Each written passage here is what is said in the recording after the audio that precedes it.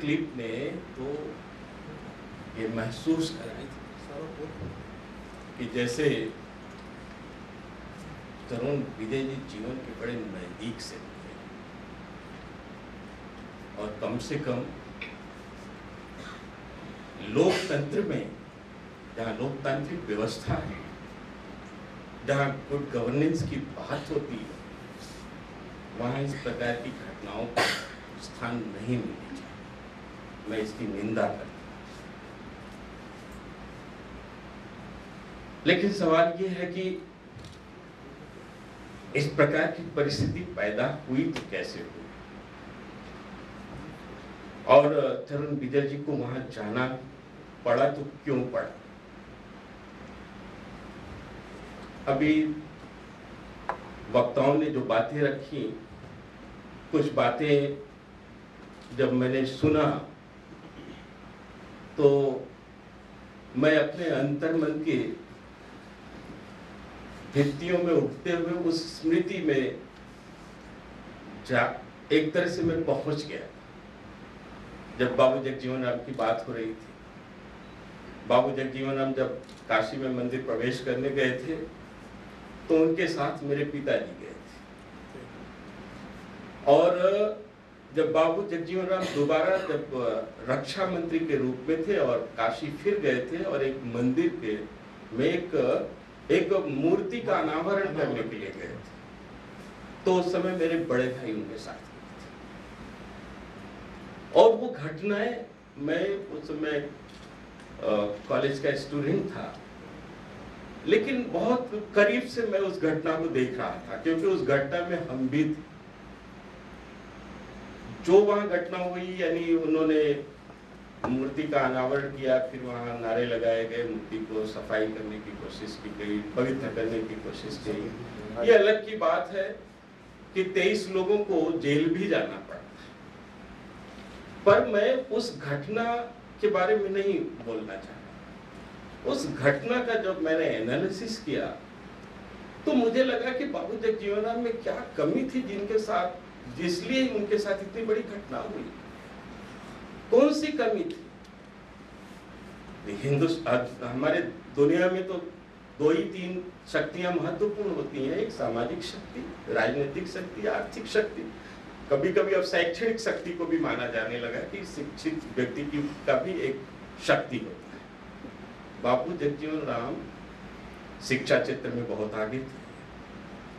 बाबू जगजीवन राम आर्थिक क्षेत्र में भी माना जाता था कि वो ठीक ठाक था, और राजनीतिक क्षेत्र में तो देश के उप प्रधानमंत्री तक रहे।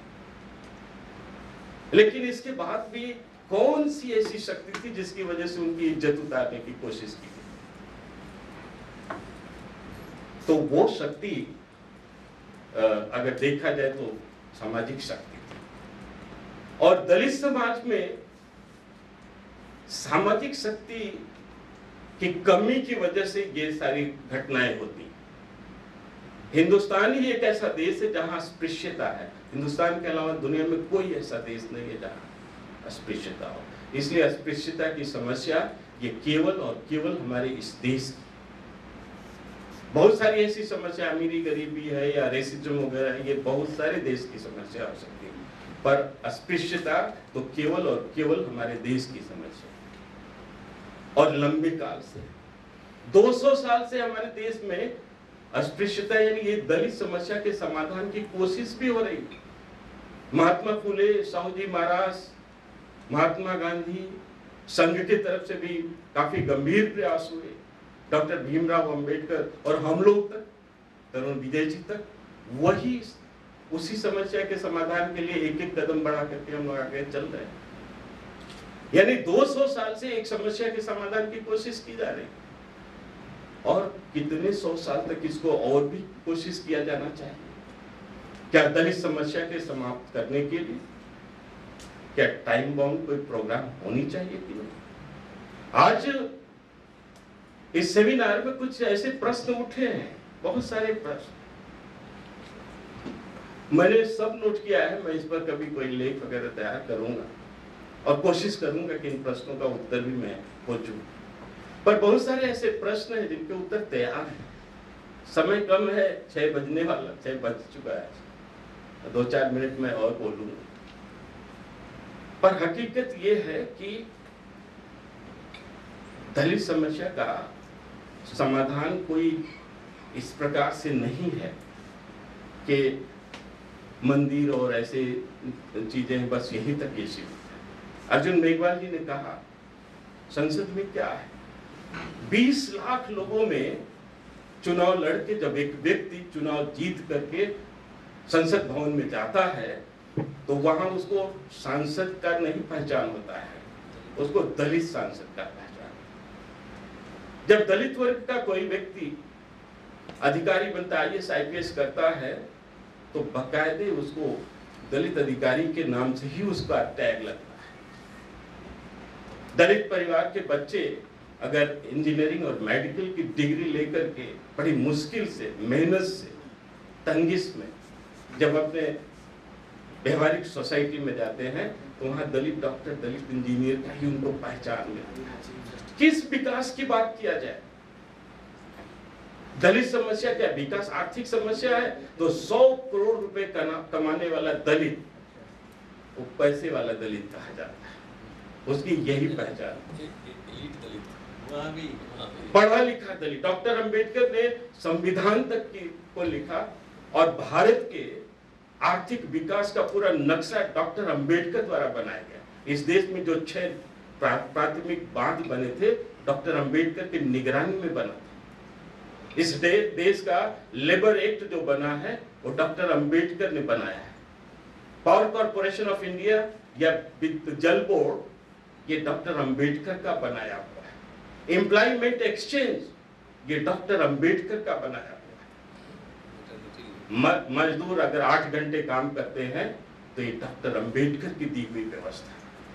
यानी डॉक्टर अंबेडकर ने इस देश के आर्थिक विकास का एक तरह से ब्लूप्रिंट तैयार किया था और संविधान को बनाया था। लेकिन डॉक्टर अंबेडकर इस देश के नेता नहीं, दलितों के मसीहा बनकर के रहे। ये है ये देश। हम किस व्यवस्था से कैसे लड़े, कौन सी टेक्निक यूज किया जाए? दलित president of India, chief justice. President से ज्यादा विकास कोई कर सकता है क्या? लेकिन जब प्रेसिडेंट बनता है दलित तो उसको दलित प्रेसिडेंट भी दलित होने लगता है। तो दलित समस्या बहुत गंभीर समस्या है। इसका मंदिर और गुरुद्वारे इससे कोई लेना देना नहीं है। स्वाति जी ने जो कहा कि ये मानसिकता की बात है, तो ये मानसिकता की बात है। एक ब्राह्मण पैदा जब होता है तो समाज में ने उसको जो सामाजिक ताकत दे देती है, वह ताकत क्या एक दलित में होता है क्या? बचपन से ही उसको जिस परिस्थिति में रखा जाता है उसकी कल्पना नहीं की जा सकती। हम तो तरुण विजय जी को धन्यवाद देते हैं कि इन्होंने दलितों की पीड़ा समझ करके इतना बड़ा एक महत्वपूर्ण और गंभीर कदम उठाया है। इसके लिए वो बधाई के पात्र। पर इस समस्या पर हम लोग इंटेलेक्चुअल लोग बैठे हैं, इसका परमानेंट सॉल्यूशन क्या है? कुछ मंदिरों में जाए तो काला राम मंदिर का जिक्र हुआ है। काला राम मंदिर में जब डॉक्टर अंबेडकर को के साथ मिस हैंडलिंग हुई, उनको जिस प्रकार से तरुण विजय जी को घायल होना पड़ा, ऐसे ही डॉक्टर अंबेडकर भी वहां घायल हुए। और जब यह बात वाराणसी में पंडित मदन मोहन मालवीय को पता चला था, तो मालवीय जी ने कालाराम मंदिर के पुरोहितों को चैलेंज किया था।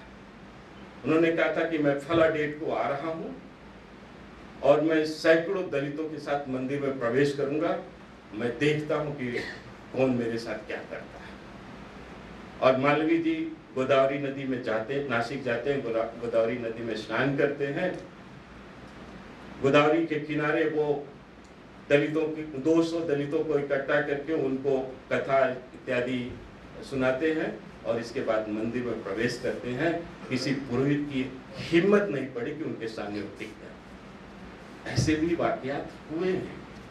पर इन सब चीजों से क्या, मौलवी जी ने जो उस समय सपोर्ट किया था और डॉक्टर अंबेडकर ने जो प्रयास किया था, या बाबू जगजीवन राम ने मंदिर प्रवेश के लिए काशी में जो एक दृष्टांत उपस्थित किया था, उसकी चर्चा बहुत होती है, पर उसके बावजूद भी तरुण विजय जी को आज भी ये करना पड़ रहा है। इसका समाधान क्या है? इसका समाधान बस यही है कि दलितों में सभी ताकत हो जाए तो उसका कोई मतलब नहीं। दलितों में सामाजिक ताकत का हस्तांतरण कैसे होगा, ट्रांसफर कैसे हो, सवाल इस पर आकर के टिक जाता है कि हम आर्थिक शक्ति ट्रांसफर करते हैं उससे कोई फर्क नहीं पड़ता, हम शैक्षणिक शक्ति ट्रांसफर करते हैं उससे कोई फर्क नहीं पड़ता, हम पॉलिटिकल शक्ति ट्रांसफर करते हैं और एमपी एमएलए बना देते हैं फिर भी कोई फर्क नहीं पड़ता। फर्क तो तब पड़ेगा जब हम सामाजिक ताकत देंगे, और सामाजिक ताकत देने का टेक्निक पर आज तक विचार हुआ है कि नहीं? 200 सालों से जो विचार चला। दलित कौन है? डॉक्टर अंबेडकर ने डिप्रेस्ड, अंग्रेजी उस समय ब्रिटिश हुकूमत था, इसलिए डॉक्टर अंबेडकर को बहुत सारी चीजें अंग्रेजी में लिखनी भी पड़ती थी, बोलनी भी पड़ती। पर अंग्रेजों ने जब 1931 का जनगणना किया तो उसमें वही डॉक्टर अंबेडकर जी के ही शब्द को लिखा था, डिप्रेस्ड क्लास। बाद में अंबेडकर जी को ये महसूस हुआ कि नहीं, इसका हिंदी होना चाहिए या मराठी में भी लिखते थे, तो उन्होंने डिप्रेस्ड का दलित किया, इसलिए 1931 के बाद दलित शुरू हुआ। उसके पहले तो सभी भ्रम बहुत सारे हैं। डॉक्टर अंबेडकर ने, एक समय था जब डॉक्टर अंबेडकर ने पूरी जिम्मेदारी मनु और हिंदू समस्या, हिंदूवाद को ही दे दिया था, ब्राह्मणवाद को ही दे दिया। पर डॉक्टर अंबेडकर ने 1927 में मनुस्मृति को बर्न कर दिया सड़क पर। उन्होंने कहा कि सारे झगड़े की जड़ है ये, और इसमें एक विशेष वर्ग के प्रति अन्याय, अपमानजनक था। पर डॉक्टर अंबेडकर ने 1948 में एक पुस्तक लिखा था जिसका नाम था दी अनटचेबल। दी अनटचेबल के पेज नंबर 99 पर उन्होंने लिखा कि there was no untouchability in Manu era, Sudhraj and Anantej was never untouchable in India। यानी एक तरह से मनु को डॉक्टर अंबेडकर ने क्लीन चिट दिया था लिखा। इतना ही नहीं, डॉक्टर अंबेडकर, यहाँ बहुत सारे लोग हैं, मेरे ख्याल से डॉक्टर रतनलाल जी तो हु वेयर सुधराज को जरूर पढ़े होंगे। मैं हु वेयर सुधराज की गहराई में नहीं जाता हूँ, लेकिन हु वेयर सुधराज के पहले पेज के चौथे पैराग्राफ को मैं कोट करता था।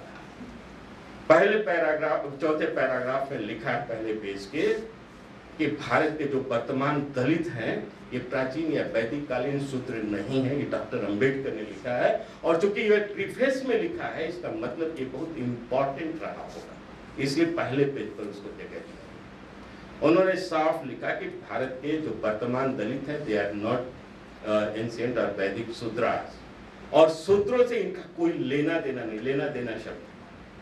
उन्होंने ब्रैकेट वो पैराग्राफ को क्लोज किया ये लिखते हुए कि अगर भारत के इतिहासकारों को भारत के इतिहास का समुचित ज्ञान होता तो गत शताब्दी के भीषण नरसंहार को रोका जा सकता है। लेकिन आज जो तमाम चर्चाएं होती हैं, दलित आंदोलन की बातें होती हैं, तो सबका आधार सिर्फ यही होता है, शूद्रों के साथ ये हुआ, शूद्रों के साथ वो हुआ, शूद्र ऋषि को ऐसे किया गया, शंभु का वध हुआ, सारी चीजें शूद्रों की। दलितों का तो एक भी उदाहरण सुनने को नहीं मिलता है। अभी तो बहुत दिनों बाद तरुण विजय जी की वजह से एक दलितों का ये उदाहरण सामने आया, नहीं तो दलित आंदोलन में सिर्फ शूद्रों की बात होती है। और हमारे मसीहा ने, डॉक्टर अंबेडकर ने जब ये बात लिख दिया कि भारत के दलित प्राचीन या वैदिक कालीन शूद्र नहीं है, तो बात खत्म होनी चाहिए, शूद्रों के साथ क्या होता था क्या नहीं होता। और जहां तक शूद्रों की बात है तो उनका भी इतिहास कम नहीं है, डॉक्टर अंबेडकर ने लिखा। आप कल्पना कीजिए, अगर व्यास महाभारत नहीं लिखते तो कृष्ण को कौन जानता? अगर वाल्मीकि रामचरितमानस नहीं लिखते, वाल्मीकि रामायण नहीं लिखते, तो राम को कौन जानता? राम को राम और कृष्ण बनाने वाले यही शूद्र ऋषि। पर यहाँ शूद्रों की बात नहीं, बात यहाँ दलितों की हो रही है। शूद्र अंबेडकर जी ने लिखा, जब दी अनटचेबल नाम का किताब जो उन्होंने लिखा, मैंने पहले ही बताया कि उसके पेज नंबर 99 पर उन्होंने लिखा कि भारत में शूद्र कभी भी अनटचेबल नहीं था। और उसी पुस्तक के लास्ट पेज पर, यानी 2 पैराग्राफ, उसके पहले पैराग्राफ में उन्होंने लिखा कि भारत में अनटचेबिलिटी का एकमात्र कोई कारण है तो वो बी फिटिंग है, वो मांस। चलिए डॉक्टर अंबेडकर की बात करें, मैं अपनी कोई बात नहीं कर। और इसके बारे में उन्होंने कहा कि संभवतः ये 6वीं शताब्दी से शुरू हुआ है, लेकिन मैं ये भी नहीं कहता कि 6वीं शताब्दी से बी फिटिंग, क्योंकि हमारे रतनलाल कटारिया, रतन जी तो डॉक्टर रतन कटारिया साहब तो मेरे मित्र हैं, हम लोग साथ में पार्लियामेंट में रहे। डॉक्टर रतन लाल जी एक कहते हैं, वो अम्बाला के, मैं जानता हूँ, मेरे साथ हम लोग पार्लियामेंट में साथ में रहे। तो ये लोग भी कहते हैं कि बी फिटिंग तो ब्राह्मण वैदिक काल से ब्राह्मणों के उसमें था, जबकि डॉक्टर अंबेडकर जैसे व्यक्ति ये लिखते हैं कि भारतवर्ष में अनटचेबिलिटी का अगर कोई एक पहला उदाहरण कोई है और एकमात्र कोई कारण है तो वो बी फिटिंग है। और बी फिटर्स जो लोग थे उनको हिंदू समाज में धीरे धीरे अलग कर दिया गया था।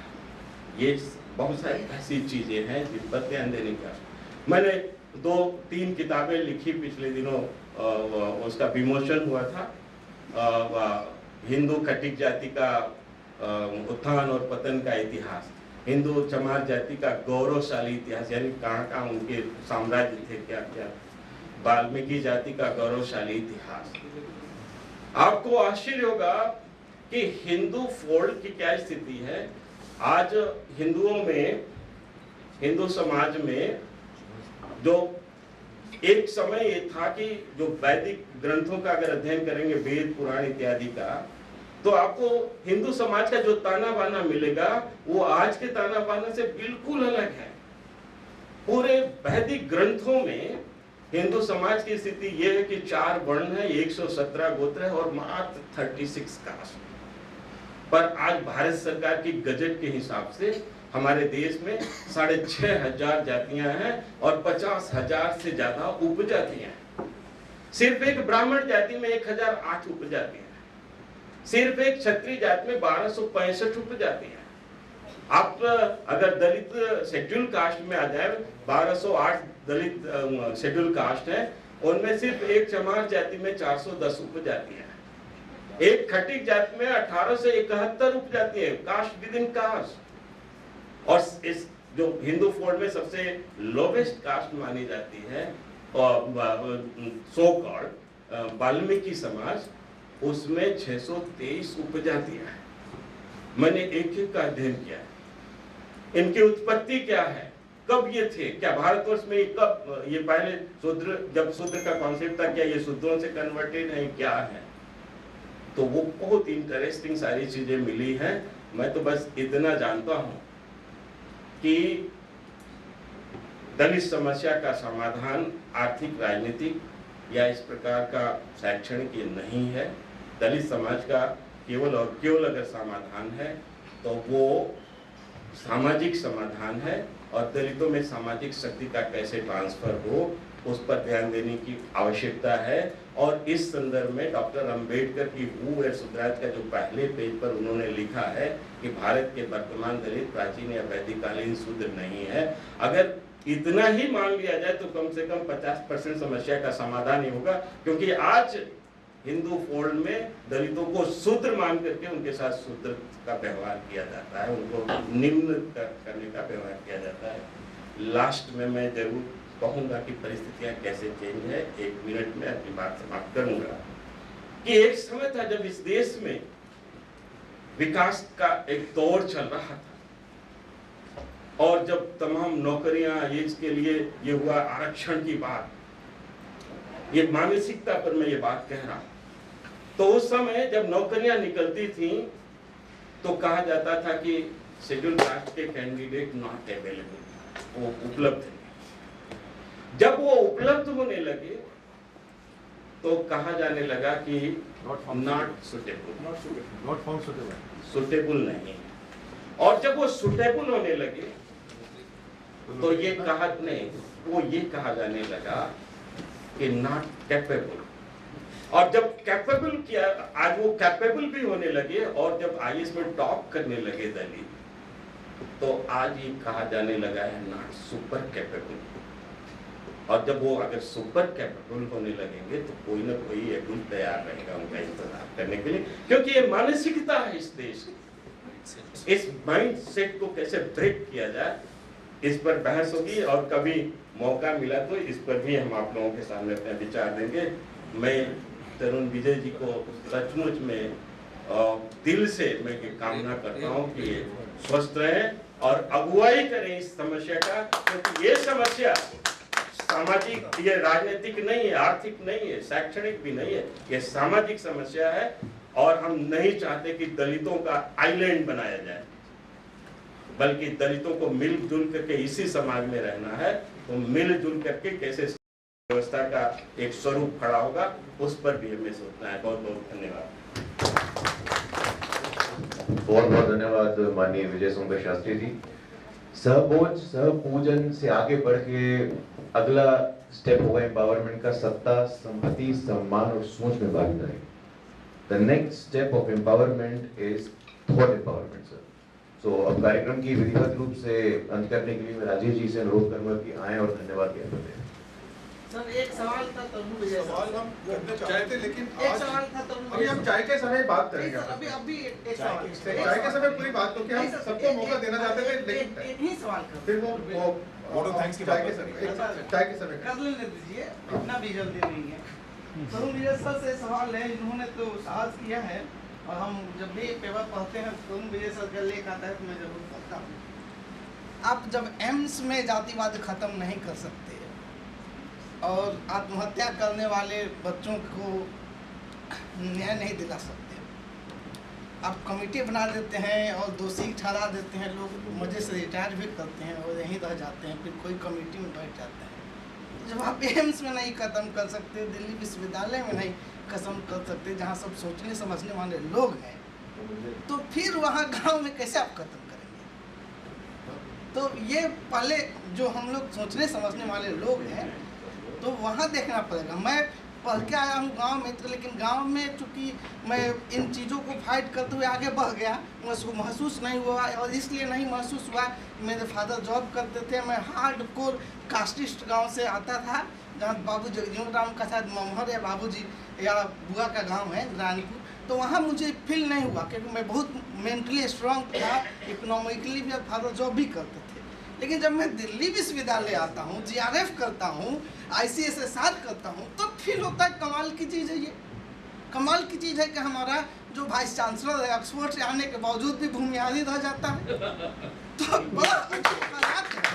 तो ये बड़ा ये सब सोचने समझने की बात है। बिल्कुल, मैं तो impenetrable wall of the caste, जाति की दुर्धर्ष दीवार बहुत कठिन। लेकिन जब हम बाबू जगजीवन राम जी को देखते हैं, अंबेडकर जी को देखते हैं, डॉक्टर हेडगेवार को देखते हैं, तो हमें लगता है कि हम जीत सकते हैं। और रतन लाल जी ने जो कहा, अंतिम विजय हमारी होगी, क्योंकि न्याय हमारे साथ हम तो हिंदू मोनाइट में काम करते हैं, और हमें राजनेताओं से और धार्मिक गुरुओं से बड़ा डर लगता है, क्योंकि वो जब आते हैं तो बोलते हैं ऐसा होना चाहिए, वैसा होना चाहिए, ऐसा होना चाहिए। उनके लिए एक बताने के लिए मॉडल और दुनिया होती है। ह्यूमन राइट्स में हम मानते हैं कि जैसा होना